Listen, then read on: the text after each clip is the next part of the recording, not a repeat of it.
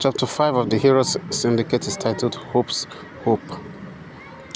Esther and Rebecca sneaked into Hope's house through the window. Esther asked Rebecca how Hope's late mother looked like. Rebecca described her, and Esther saw a picture of someone matching that description, holding Hope and his father in the picture. She carried a scanner and scanned that your mother's face, and they sneaked out back, with Rebecca not understanding what had just happened. Esther called Teresa, who carried her to the hospital quickly. She put a small technological gizmo on Hope's forehead and another on hers. She started talking, and Hope, in that coma state, was in a trance where he heard someone saying, "Fight, son. Come back to life, for I'm alive. I'm back on earth. Come and meet me. It's been long we discussed." Then Esther put the scanner she used on his mom picture on his forehead and pressed it, and he saw his mother's face. He fought somehow and came back to life. When he opened his eyes, he asked, "Where is she?" Esther replied, "I'm sorry, she's still dead. That was me acting as her." Hope was hungry, but he waited till the hospital cleared him. The next day, he went to Esther in the syndicate hall and shouted at her that the power stuff must have amplified her brain, but it took away a small emotion she had left. Esther shouted back that she's a lady, so she understands emotion more than him, and he should be grateful to her because he could have died before she figured another way. Hope said that it was what he wanted. He wanted to die to meet his real mom, and Esther tricked him, as if his mom was alive so he would still meet her. Esther then said that he can still commit suicide if he wants. Rebecca stepped in and said that she didn't even know that it was what Esther did. She's his bestie that wanted him alive more than anyone, but she wouldn't have done that if it was her that had that brain. Yusuf said that they are being ridiculous, both Rebecca and Hope. Rebecca shouted at Yusuf that she wasn't surprised that he supported her tricking Hope, since he did that to her to make her arrest her boyfriend. Yusuf replied that she shouldn't even talk because she dated the killer and villain and allowed love blinded her, that a boyfriend poisoned Hope, so she should be blamed indirectly, and that the boyfriend, he has redeemed the boyfriend when even her, his ex-girlfriend, whom he actually couldn't even convince him to quit the villain syndicate. Leo then entered and said he hadn't even really killed anyone. It was the past leader that had killed someone. Rebecca saw him. Then Hope said, "Enough. I quit. I quit the Hero Syndicate." Rebecca too wanted to quit, but Leo immediately dragged her outside and said, "We need to talk." Rebecca responded, "You have 5 minutes, and if you say nonsense, I will laser you till you are like fried plantain." They started talking. Rejoice said that she would talk to Hope, but Yusuf said that he or she shouldn't beg anyone, because you should know why you are here, and you should want to be here, not someone else just controlling it. You must want it. Hope went home, and his father came in with a videotape and said, "I think I should give you this before your mom died from cancer. She made this for you and told me to give you only when you are ready. I think you are. I would leave you alone to watch it." The videotape was played, and the mother sent in the tape while in the hospital with her hospital clothes. "Hope, I know you are watching this, and you are probably still sad, because if you are seeing this, then I've died for long. Please don't mourn me anymore. I want you to live. Love, really live the way you want, live long, and don't let my grave hold you down.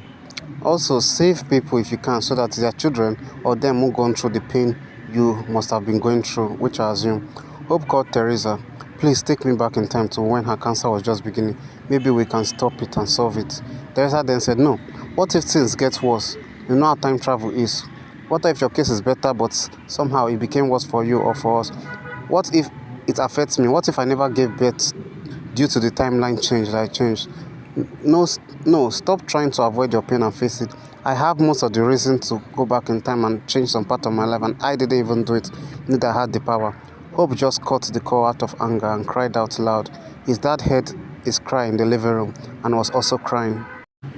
Rejoice called Hope. He saw the call and he didn't answer, so she sent a voice message which he listened to. It said, "Hey, we are going to catch some rugged scientists that are building chemicals that are affecting people badly. We may need your help. I just sent you the address." Hope stopped the voice message. Leo then gave Yusuf a file containing some paper information he had, and said, "Don't mess with him. You would lose." Yusuf then gave him a tape, which he watched and saw his friend dressed as one of the Hero Syndicate members, since his friend was a big fan of that Hero Syndicate member, since that was his favorite hero. But a villain saw him and assumed he was the hero and started fighting him. So he collected the villain's gun and shot the villain, but the villain dodged, and his dad, that Leo's dad was just passing and he hits his dad. That was how his dad died. Leo cried out, "It was my own friend. It was all a mistake. No wonder I always felt uneasy around me after my dad's death, but somehow he could not leave me. He felt he owed me a responsibility to protect me."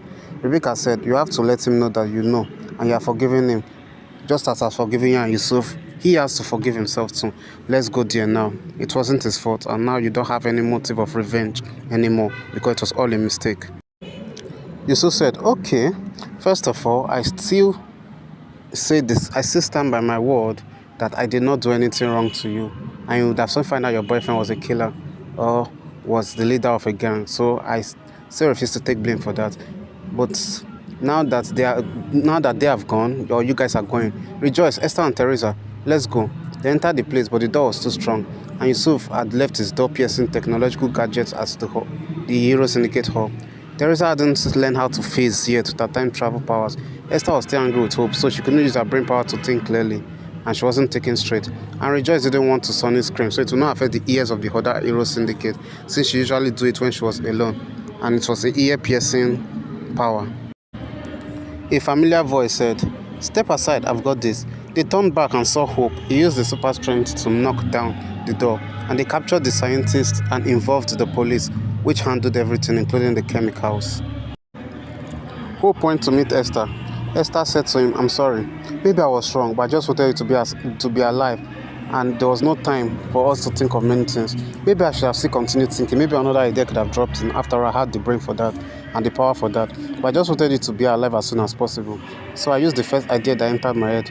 Hope then interrupted and said, "Esther, you got me to see my mother again, and I didn't even die to do that. Even my bestie couldn't do that, and she would have wanted to do that if she can, to stop me from feeling miserable, as I always do. You helped me to be alive when even I couldn't or wouldn't want to.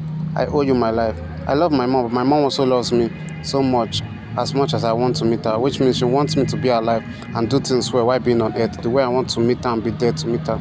And today I was reminded of that, which is to let other people feel safe and not as helpless and miserable as I was.